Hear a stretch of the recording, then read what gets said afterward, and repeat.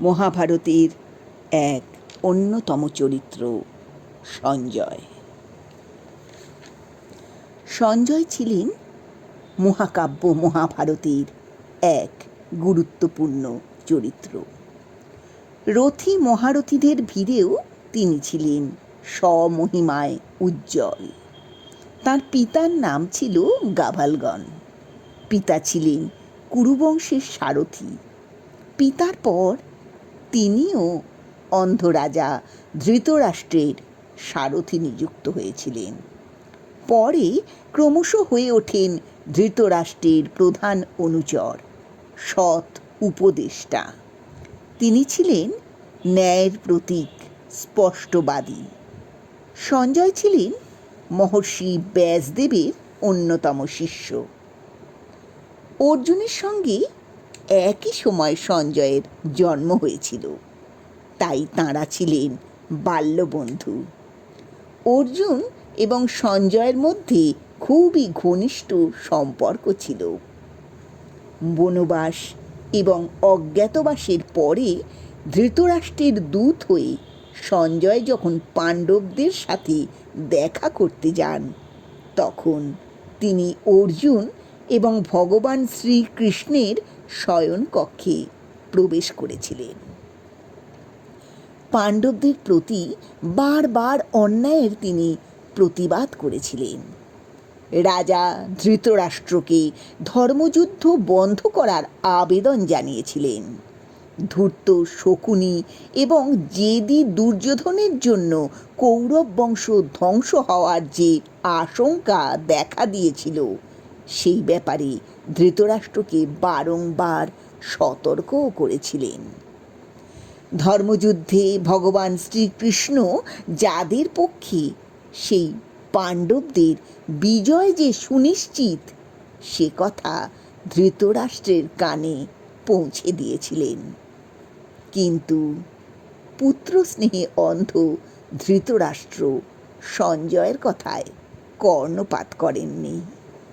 অন্যায়ের প্রতিবাদ করলেও সঞ্জয় ধৃতরাষ্ট্রকে ছেড়ে কোনোদিনও যাননি।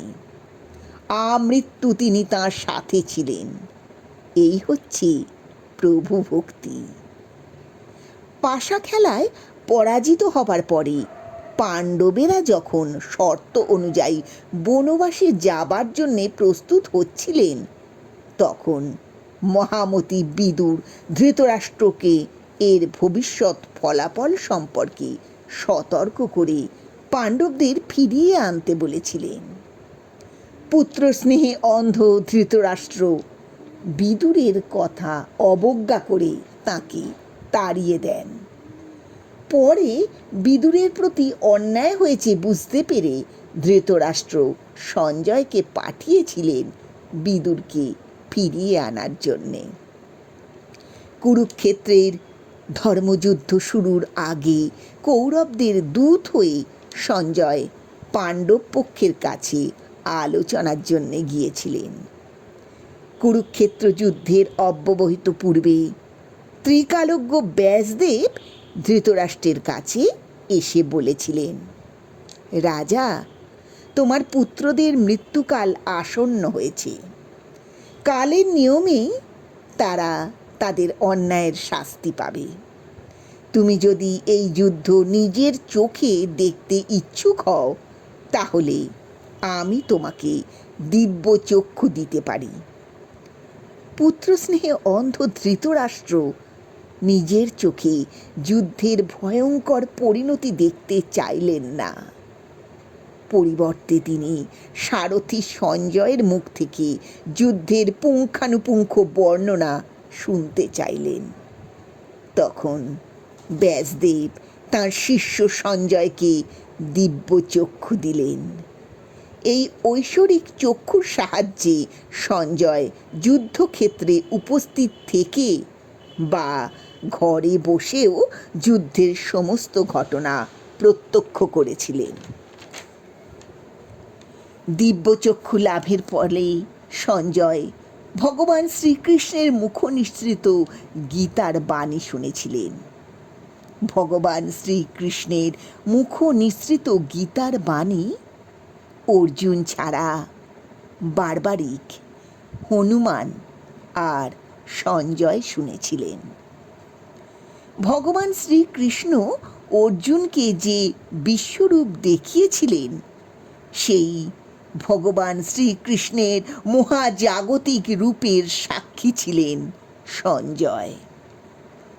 গীতার প্রথম শ্লোকেই ধৃতরাষ্ট্র সঞ্জয়কে বলেছিলেন, ধর্মক্ষেত্রে কুরুক্ষেত্রের সমবেতা যুযুৎসব মামকা পাণ্ডবাশ্চৈব কিম কুর্বত সঞ্জয়। অর্থাৎ, হে সঞ্জয়, ধর্মভূমি কুরুক্ষেত্রে আমার এবং পাণ্ডুর পুত্ররা একত্র হয়ে কি করল বলো। উত্তরে সঞ্জয় বলেছিলেন, দৃষ্টা তু পাণ্ডবানিকং বুড়ং দুর্যোধনস্তদা আচার্যমুপ সঙ্গম্য রাজা বচনম ব্রবীত।